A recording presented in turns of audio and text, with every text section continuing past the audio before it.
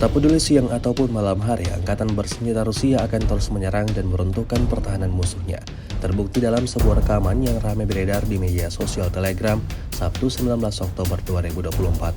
Tepatnya di arah Krasnodar, penyerangan benteng pertahanan Ukraina berlangsung dengan peralatan militer TOS oleh divisi senapan bermotor pengawal ke-144 Rusia. Tampak ada lebih dari 10 rudal diluncurkan dan tepat mengenai sasaran.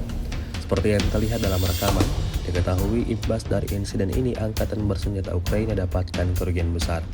Hingga video ini beredar, beragam respon diberikan warganet.